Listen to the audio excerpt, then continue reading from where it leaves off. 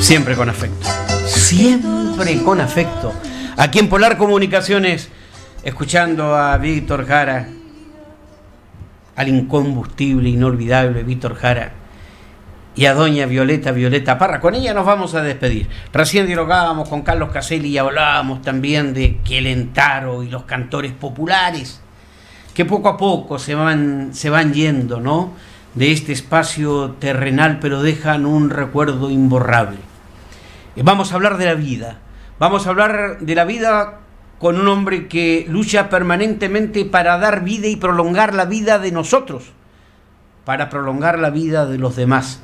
Es el presidente del Colegio Médico aquí en la región de Magallanes. Tantísimas veces hemos hablado durante estos últimos 6 meses, como nunca antes lo habíamos hecho. Nos hemos transformado en amigos. Gonzalo Sáez. ¿Cómo estás, Gonzalo? Un gusto, muy buenas tardes. Siempre con afecto, Gonzalo. Hola, muy buenas tardes. ¿Cómo estás, Vladimiro? Siempre un agrado conversar contigo. Gonzalo, yo decía que has dedicado tu vida a prolongar la vida de nosotros, la vida de los demás. ¿Cómo nace este oficio, esta profesión maravillosa de sanar? ¿Cuándo decides estudiar medicina? ¿Cuándo pretendes transformarte en médico y por qué? Nació por las razones bien equivocadas, en realidad. Yo siempre tuve mucha vocación de servicio. Eso son valores que se entregan en la casa y en el colegio. De muy temprano, un querido profesor que fue Héctor Muñoz Braña me dijo que la vida no valía si no era para dársela a otros, así que... Pero no fue esa la razón por la cual yo entré a estudiar medicina. Yo entré a estudiar medicina como muchos jóvenes y muchos colegas, porque me gustaba la biología. Y me fascinaba cómo funcionaba el cuerpo humano y cómo la naturaleza dictaba sus propias leyes. Y a poco andar me di cuenta que la medicina tenía bastante menos de biología y mucho más de servicio al prójimo, de escuchar al otro, de sentarse en una silla y escuchar las historias del que está sufriendo, y eso me cautivó y me gustó mucho. Eres un conocedor evidentemente de la historia, ¿no? Ayer yo escuchaba a una ex ministra hablando cuando la ponen en jaque, no sé si tuviste la oportunidad de verla en Mentiras Verdaderas, cuando la ponen en jaque para que reconociera si el 11 de septiembre se instauró un gobierno dictatorial o no, y la respuesta que dio: yo no vivía en aquel momento. Bueno, yo tampoco viví para el combate naval de Iquique, pero sé lo que ocurrió y cuáles fueron las causas de la Guerra del Pacífico, o el descubrimiento del Estrecho de Magallanes, ¿no?, o el encuentro de dos mundos el año 1520, en fin. Pero evidentemente que en el mundo ha habido pandemias en otros tiempos de esta naturaleza. Pero alguna vez soñaste, cuando hablabas con Héctor Muñoz Braña, ojo, profesor de castellano era Muñoz Braña, fue mi profesor también antes de que sea cura, como cuando era coadjutor, ¿no?, cuando era civil, cuando iba camino al seminario. Bueno, pero ¿alguna vez pensaste de que ibas a tener que estar en la primera línea, en calidad de presidente del colegio en tu región de Magallanes, del Colegio Médico, en una pandemia de estas características que el mundo actual no había conocido? No, la verdad es que no son situaciones en las que uno se pone a pensar que le van a pasar. Pero esta no es ni la primera ni la última pandemia que va a sufrir nuestro atribulado mundo. Y es una pega que a uno le toca. A mí tengo que reconocer con mucha hidalguía, y lo hemos conversado antes, yo siempre lo aclaro, yo no estoy en la primera línea como si están muchos de mis colegas que trabajan en la UCI o que trabajan en las salas de medicina interna. Me ha tocado ver pacientes COVID, como a todos probablemente, y me ha tocado muchas veces como interconsultor urológico ver pacientes que con COVID tienen problemas urológicos, y me ha tocado atender a algunos pacientes en situaciones más excepcionales, porque los colegas también se van agotando y algunos van saliendo en cuarentena y otros se van infectando. Y uno lo hace siempre con un poquito de temor, porque evidentemente uno piensa que a uno le puede tocar algo malo, pero es la pega de uno, ¿no? Si hubiera sido electricista, no puedo estar pensando que me voy a electrocutar a cada rato, así que es lo que le tocó a uno, y lo hago todo gusto, digamos. Hay muchos colegas que han puesto mucho más en riesgo su vida y lo hacen con toda vocación de servicio. ¿Cuánto ha cambiado la ciencia médica? La mirada que tenía la ciencia médica en el mes de febrero, mes de marzo, hasta nuestros días, transcurrido ya 6 meses, prácticamente llegando a octubre, respecto a esto que es absolutamente nuevo, el COVID-19. Ha cambiado mucho, ha cambiado para bien. Primero porque hoy día sabemos mucho más del virus, sabemos mucho más de su forma de transmisión, pero también de su forma de enfermar al ser humano. Dentro de lo malo que puede ser enfermarse, es mejor enfermarse hoy día que haberse enfermado en febrero o en marzo o en abril. Hoy en día el trabajo que se hace, por ejemplo, en la unidad de cuidados intensivos, implica un mucho mejor manejo y conocimiento, y eso se traduce en cosas muy simples. Por ejemplo, en abril, la mayoría de nuestros pacientes que caían a la UCI terminaban en ventilación mecánica con una estadía promedio de 3 semanas, 21 días, 26 días de promedio. Hoy día un paciente que cae a la UCI normalmente tiene menos posibilidades de caer a ventilación mecánica, algunos caen sí, pero muchos de ellos se manejan con una técnica nueva que es la cánula de alto flujo, que ha resultado ser tremendamente eficaz y que nos ahorra tener que conectar pacientes a ventilación mecánica. Hoy día sabemos que hay algunos fármacos que son más eficaces contra esta tormenta de mecanismos inflamatorios que se despiertan en el paciente y que hacen que los pacientes hoy día estén en promedio 9 días en una unidad de cuidado intensivo versus 26 que era en abril. Entonces hemos mejorado mucho y espero que cada vez mejoremos más hasta que llegue un momento en que encontremos un tratamiento muy efectivo o una vacuna que nos permita inmunizarnos. Y si hemos mejorado tanto, Gonzalo, ¿por qué aquí en Magallanes se produce lo que estamos observando? Yo recién hace un momento dialogaba, ¿no?, para proyectar una entrevista para mañana en nuestro programa del municipalismo con la alcaldesa de Porvenir, y ella me decía: esto es inusitado, impensado lo que está ocurriendo en Porvenir. Y cuando vemos las cifras hoy, 137 contagiados hoy, 200 y tantos días pasados, tenemos el triste el récord. Hoy estamos liderando a nivel país por sobre Santiago con el número de contagiados. Y fíjate que yo creo que hemos hecho caso. La mascarilla permanentemente, usamos el desinfectante permanentemente en nuestras casas y en nuestros lugares de trabajo, el lavado de manos, el alcohol gel, la distancia física. ¿En qué hemos fallado, Gonzalo, para tener tantos contagiados hoy en la región de Magallanes? Bueno, yo te contaba que ha mejorado el manejo de los que ya se contagiaron. Eso es una gran cosa, pero no hemos logrado mejorar mucho la contagiosidad del virus. Eso solo lo vamos a lograr cuando se descubre una vacuna y desarrollemos tal cantidad de defensas que el virus no sea capaz de irse diseminando. Sí, yo creo que hemos aprendido algunas cosas. De hecho, hay algunas teorías que propugnan de que al usar mascarillas tan frecuentemente la dosis infectante ha ido disminuyendo y por eso los cuadros serían un poco más leves. Pero la verdad es que con la cantidad de contagios que hoy día tenemos, aunque la proporción de pacientes que se hospitaliza sea menor, tenemos tantos casos que tenemos una crisis hospitalaria mayor a la que tuvimos en abril. Tenemos muchos pacientes hospitalizados, muchos pacientes en la UCI y hemos tenido que trasladar muchos más pacientes que los que trasladamos en abril. En abril se trasladaron 15 pacientes, hoy día ya llevamos 26 traslados a la capital o a otros centros asistenciales. No porque no se puedan manejar acá, sino porque necesitamos el espacio para no tener nunca que llegar, ojalá, al dilema de la última cama. ¿En qué hemos fallado nosotros? Yo creo que hemos fallado en el uso de los elementos de protección personal. Sí, es cierto que la gente se ha acostumbrado a usar mascarilla, pero uno observa, por lo menos en el mes de junio y julio, uno logra observar un relajamiento importante.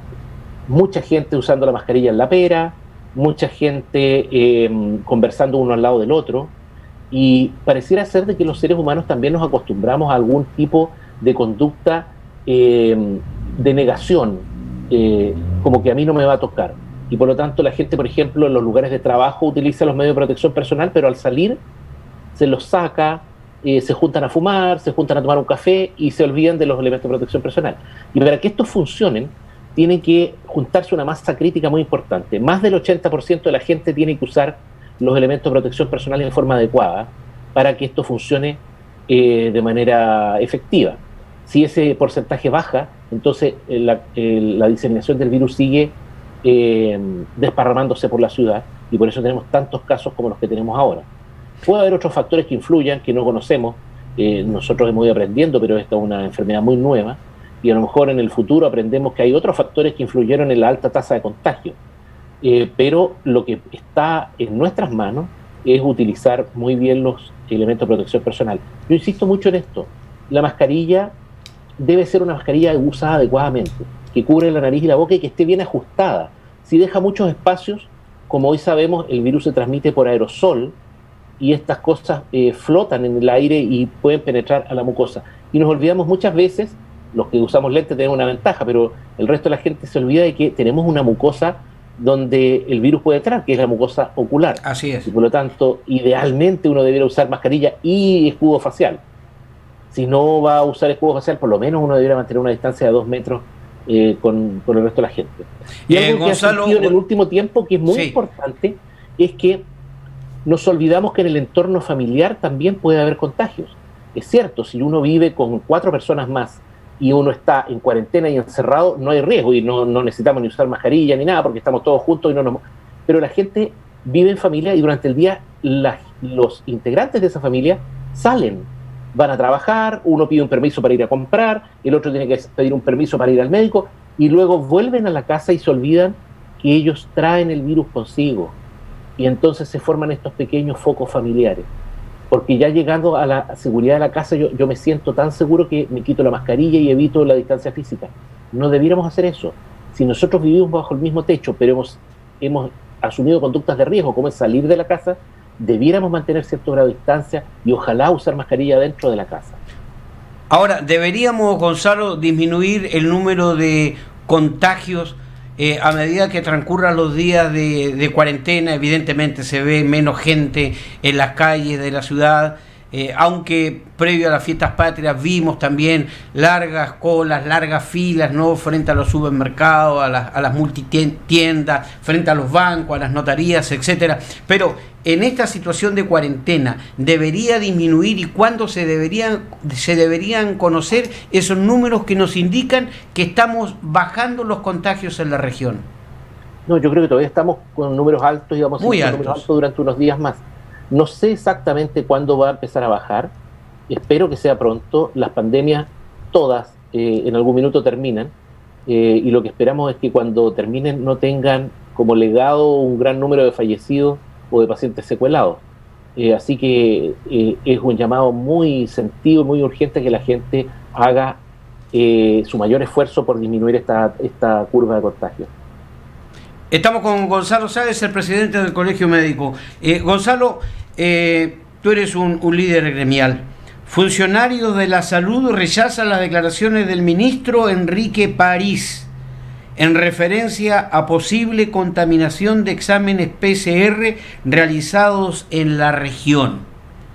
Primero, ¿qué te parecen las declaraciones del ministro y la consulta cae de cajón?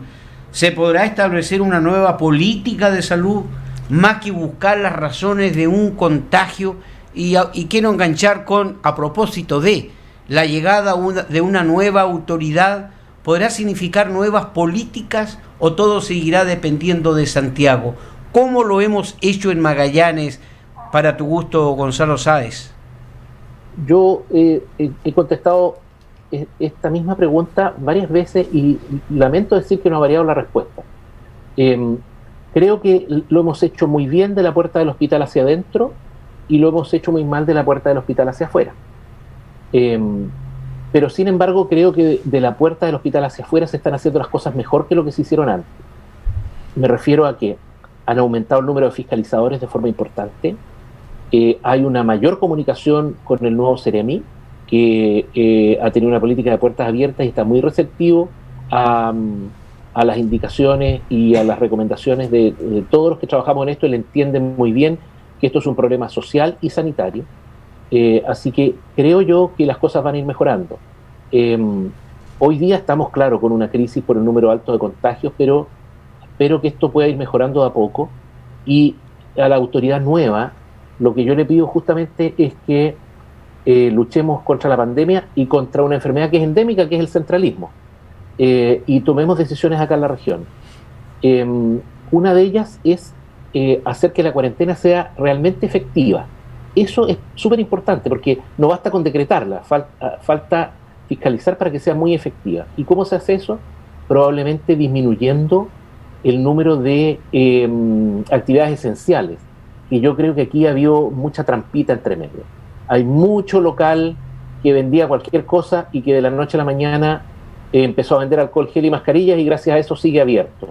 Y la verdad es que no necesitamos que todos los locales se pongan a vender alcohol gel y mascarilla para que se mantengan abiertos. Necesitamos que esa gente se quede en su casa y permanezcan solo aquellas actividades que son esenciales, las que venden alimentos, que son esenciales, las farmacias probablemente, la reducción de los aforos en los lugares públicos. Eso es súper importante, y creo que en eso la autoridad tiene que hacer un cambio respecto de cómo se estaba llevando la cuarentena. Y el mejor indicador es el indicador de movilidad. Hay un observatorio que hace esta pega, que depende de la Universidad del Desarrollo, junto con una empresa de telefonía, que lo que hace es medir el movimiento de los celulares a través de las antenas. Cuando uno sale, la antena del celular se conecta a distintas antenas, y eso se puede medir sin necesidad de invadir la privacidad de cada uno. Esto lo que hace es medir el conjunto de celulares que se mueve por la ciudad. Y ese estudio demuestra que no hemos disminuido nuestra movilidad como lo hicimos en la primera cuarentena. Seguimos moviéndonos mucho en la ciudad. Gonzalo, pero ¿tú tienes alguna duda respecto a la contaminación que pudieron haber experimentado los exámenes PCR en los laboratorios de Magallanes, como lo expresó el ministro? No tengo ninguna duda. No solo no tengo duda. Ahora en la tarde el subsecretario aclaró que los informes que ellos habían recibido, más las contramuestras que se habían llevado a Santiago, daban exactamente los mismos resultados que los laboratorios de la región. No solamente tenía que esperar eso para saber que nuestros laboratorios estaban haciendo muy buen trabajo. Caía de cajón primero porque tenemos 2 laboratorios, y si hubiera habido uno con contaminación, las diferencias de positividad hubieran sido muy distintas entre un laboratorio y otro, y no sucedió. Y en segundo lugar, porque nosotros en los reportes diarios vemos siempre que el número de pacientes sintomáticos es muy alto. O sea, hoy día de 137 pacientes positivos, 120 eran pacientes sintomáticos. O sea, aparte de haber tenido una contaminación, tendríamos que tener un montón de pacientes hipocondríacos, porque si tú tienes pacientes sintomáticos y eso sale positivo, evidentemente que no es un problema de contaminación, pues es concordante con la sintomatología del paciente. Gonzalo, te quiero agradecer el haber compartido con nosotros, ¿no? En este programa que con mucho cariño comenzamos a hacer aquí en Polar de Comunicaciones, siempre con afecto. Siempre con afecto. Será un gusto tenerte para hablar de la vida, para hablar de la medicina, para hablar de la pandemia, para hablar frente a tantísimos desafíos que tenemos como región. Un abrazo virtual y será hasta la próxima, Gonzalo Sáez. Muchas gracias, Vladimiro. El llamado a la gente a que extreme las medidas de protección personal para no tener que seguir llenando nuestro hospital de pacientes, y que los más vulnerables tengan una protección. El virus no se transporta solo, se transporta arriba de una persona. Si nosotros salimos, ponemos en riesgo a otro. Así que te agradezco este contacto y el llamado a toda la gente a que logremos bajar la curva de contactos y cortemos la cadena de contagio. Hasta una próxima oportunidad. Chao, Gonzalo. Chao. Hasta siempre. Gonzalo Sáez, el presidente del Colegio Médico en Magallanes, siempre con afecto. Aquí en Polar Comunicaciones vía online por Radio Antártica. Vuelve mañana exactamente a las 7:30 de la tarde. Entre las 7:30 y las 8:30. Ay, mañana a las 11:30 tenemos Municipio al Día. Nos vamos con doña Violeta, nos vamos con Franco para decirles mañana siempre con afecto. Buenas tardes. No sé cuándo vendrá para el cumpleaños de nuestra soledad.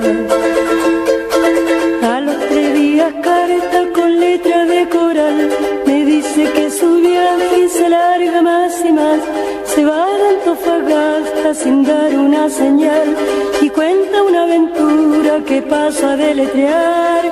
Ay, ay, ay de mí. Polar Radar Comunicaciones, radio, televisión y redes sociales, presentó Siempre con Afecto. Música, noticias al cierre y entrevistas, junto a Vladimiro Mimisa Cárcamo.